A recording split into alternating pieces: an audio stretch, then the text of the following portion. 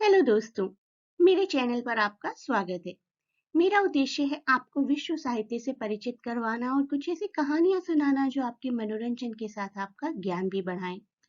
कुछ ऐसी ही दिलचस्प कहानियां मैं आपके लिए लाती रहूंगी जो कभी आपके चेहरे पर मुस्कान लाएंगी, कभी थोड़ा डराएंगी, कभी थोड़ी सिहरन पैदा करेंगी, कभी थोड़ा हंसाएंगी, पर आपको पसंद जरूर आएंगी। सुनते रहें महान लेखकों की महान कृतियां इस चैनल पर। जब भी भारतीय लेखकों के बारे में सोचते हैं तो सबसे पहला नाम आर के नारायण का सामने आता है। आर के नारायण का पूरा नाम था रासीपुरम कृष्ण स्वामी अय्यर नारायण स्वामी। नारायण अंग्रेजी साहित्य के सबसे महान उपन्यासकारों में गिने जाते हैं। उन्होंने दक्षिण भारत के काल्पनिक शहर मालगुडी को आधार बनाकर अपनी रचनाएं की थी। नारायण की बहुत सी रचनाएं उनके काल्पनिक गांव मालगुडी पर ही आधारित थीं, जिसमें उनकी पहली रचना स्वामी एंड फ्रेंड्स थी, जिसमें उन्होंने इस काल्पनिक गांव के बारे में और वहां के लोगों के बारे में वर्णन किया था और वहां के लोगों के दैनिक जीवन के बारे में बताया था। उनकी तुलना विलियम फॉकनर से की जाती है। उन्होंने भी एक काल्पनिक स्थान की रचना की थी। क्या आप मुझे कमेंट करके बता सकते हैं विलियम फॉकनर ने किस स्थान की रचना की थी? तो ये तो था आज का सवाल जिसमें आपको बताना है कि विलियम फॉकनर ने किस स्थान की रचना की थी। अब चलते हैं अपनी कहानी की तरफ और देखते हैं कहानी में क्या है। कहानी भविष्य जानने से संबंधित है। हम सभी अपना भविष्य जानना चाहते हैं। इस कहानी में भी एक ऐसा ही शख्स है, ऐसा ही किरदार है जिसको किसी से अपना बदला लेने के लिए अपना भविष्य जानना है। तो मुख्य विषय इस कहानी का है भविष्य जानने की इच्छा और बदला लेने की इच्छा।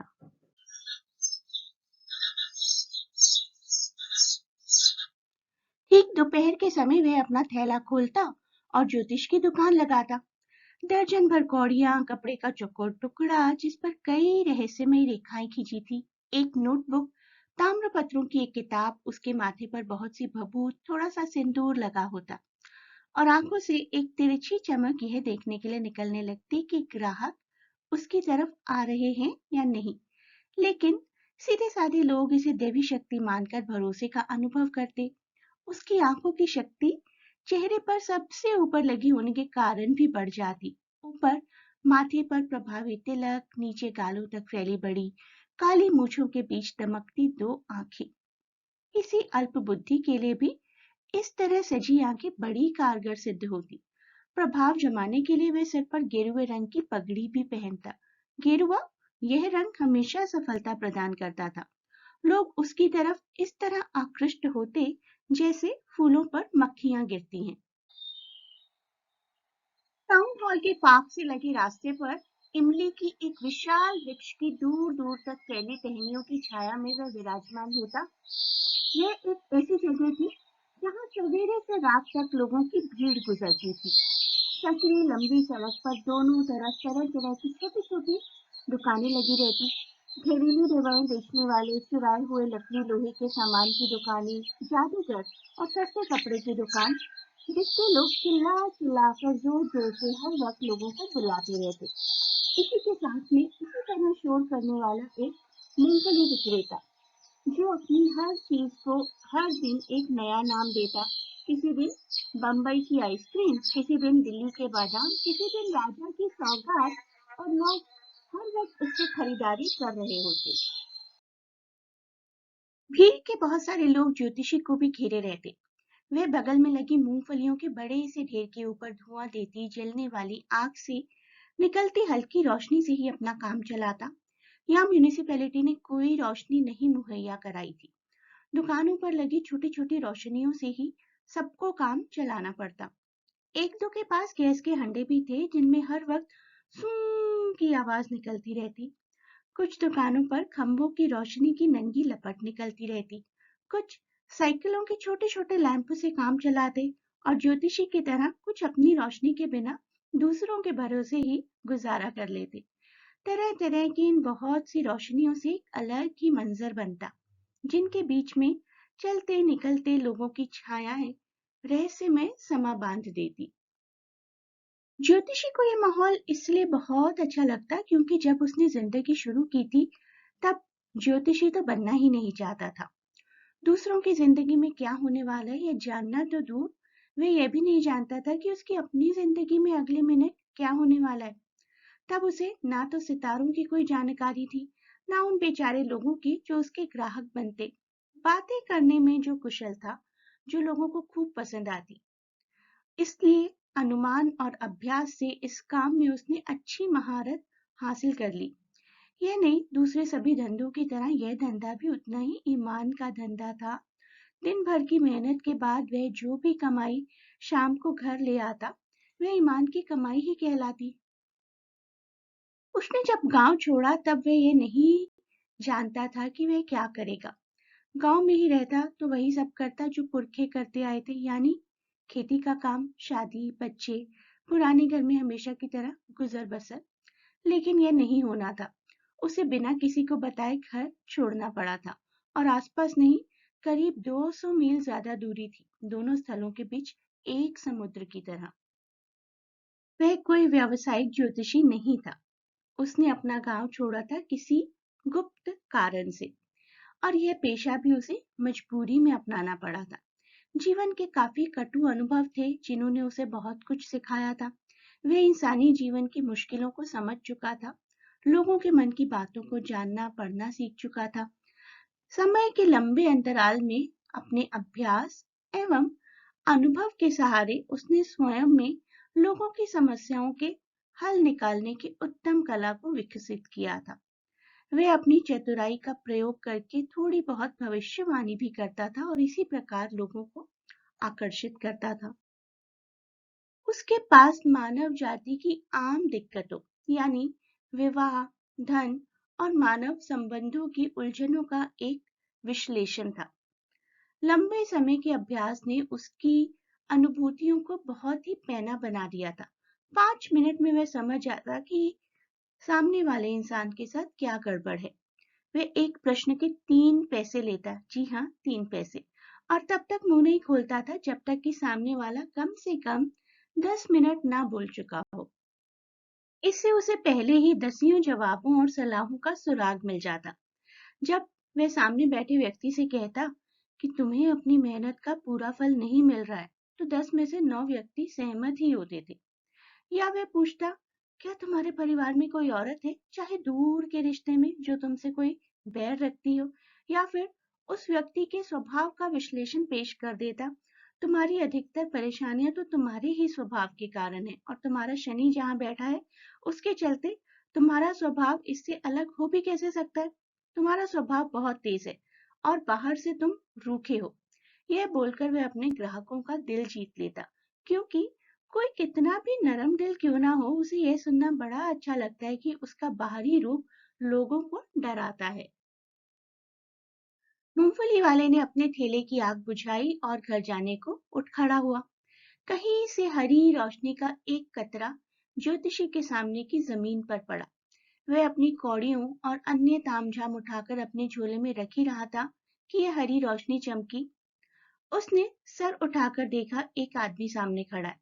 उसने ताड़ लिया कि वह कोई ग्राहक है और कहा, तुम बहुत परेशान दिखते हो, अच्छा होगा यदि तुम थोड़ी देर बैठकर मुझसे बातचीत कर लो। वह आदमी जवाब में कुछ अस्पष्ट सा बुदबुदाया। ज्योतिषी ने थोड़ा आग्रह किया तो उस व्यक्ति ने अपना हाथ उसकी नाक के नीचे फैलाते हुए कहा, तुम खुद को बड़ा ज्योतिषी समझते हो? ज्योतिषी को लगा यह तो मेरे व्यवसाय पर प्रश्न आ गया, अब तो यह एक चुनौती है। उसने हरी रोशनी की तरफ हथेली घुमाते हुए कहा, तुम्हारा स्वभाव ही ऐसा है। उस आदमी ने कहा, बकवास मत करो, कुछ काम की बात बताओ। हमारे ज्योतिषी मित्र थोड़ा चिढ़ गए और बोले, मैं एक सवाल के 3 पैसे लेता हूँ और जवाब ऐसा होगा तुम्हारे पैसे वसूल हो जाएंगे। यह सुनकर उस आदमी ने अपना हाथ खींचा और एक आना निकालकर उसकी ओर उछालकर बोला, मुझे कुछ सवाल पूछने हैं, और अगर मैंने साबित कर दिया कि तुम झांसा दे रहे हो तो तुम ये एक आना मुझे ब्याज सहित लौटाओगे। और ज्योतिषी ने फिर कहा, यदि तुम्हें मेरे जवाब संतोषजनक लगे तो क्या तुम मुझे 5 रुपए दोगे? नहीं, तो क्या 8 आने दोगे? ठीक है, मगर शर्त यह रहेगी कि तुम्हारे जवाब गलत निकले तो तुम मुझे दोगुना पैसा दोगे, अजनबी ने कहा। थोड़ी हुज्जत के बाद सौदा तय हो गया। ज्योतिषी जब मन ही मन भगवान से प्रार्थना कर रहा था, तभी अजनबी ने बीड़ी सुलगाई। माचिस की रोशनी में ज्योतिषी को उसके चेहरे की एक झलक मिल गई। सड़क पर भागती कारों के भोंपुओं और अपने घोड़ों पर गालियां सन्नाटे तांगे वालों और चहलकदमी करते लोगों की बातचीत के शोरगुल के बीच एक ठहराव सा आ गया।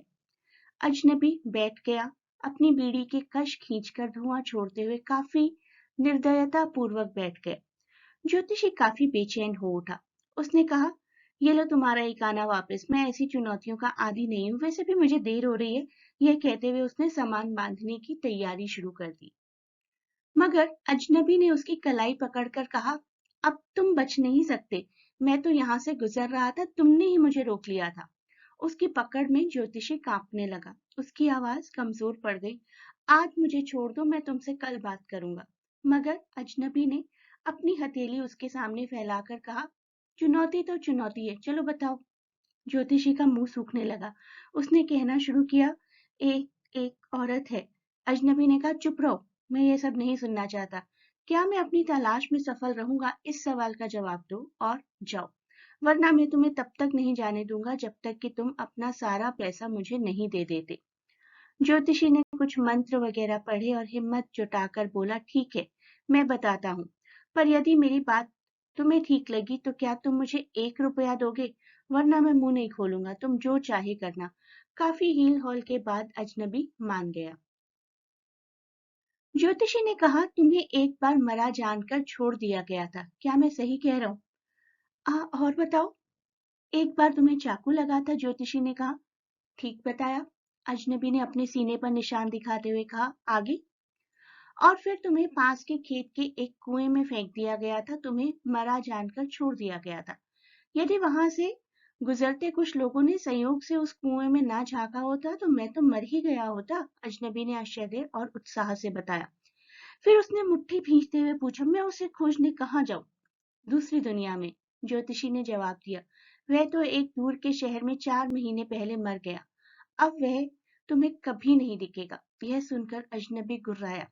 ज्योतिषी ने अपनी बात जारी रखी। गुरु नायक, उसने पुकारा।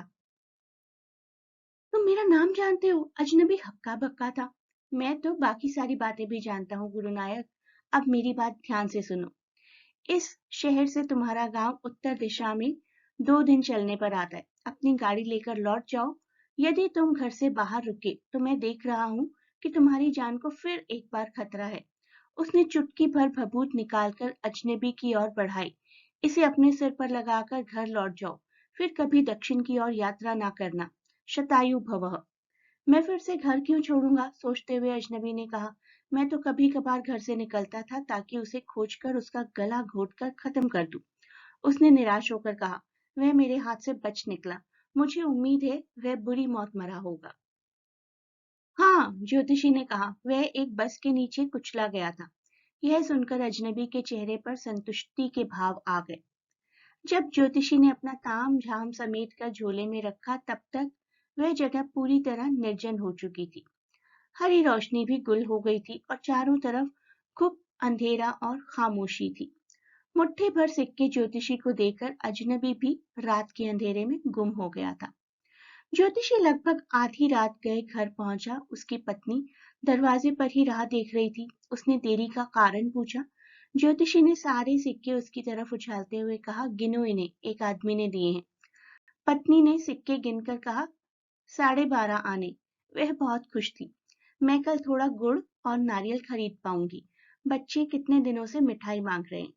कल मैं अच्छी सी कोई चीज बनाऊंगी। सुअर के बच्चे ने मुझे ठग लिया। उसने 1 रुपए का वादा किया था, ज्योतिषी बोल उठा। पत्नी ने उसकी ओर देखा और पूछा, क्या हुआ, तुम परेशान क्यों हो? कुछ नहीं। खाना खाने के बाद चारपाई पर बैठकर उसने पत्नी को बताया, जानती हो, आज मेरे सिर से एक बड़ा बोझ उतर गया। इतने साल में सोचता रहा, मेरे हाथ एक आदमी का खून हो गया, इसलिए मैं घर से भाग गया था। भागकर यहाँ आया और तुमसे विवाह किया। वह आदमी जिंदा है। वह सत्ते में थी। तुमने हत्या की कोशिश की थी। हाँ, गांव में, जब मैं एक नादान लड़का था। एक दिन हमने शराब पी, जुआ खेला और बुरी तरह झगड़ने लगे। पर अब इस बारे में क्या सोचें, चलो सोने का वक्त हो गया है। जम्हाई लेते हुए उसने कहा और चारपाई पर पसर गया।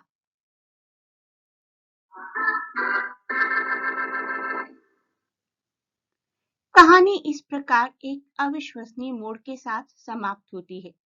एक आदमी अपने ही हत्यारे से परामर्श करने आया है, जो कि अब एक ज्योतिषी है।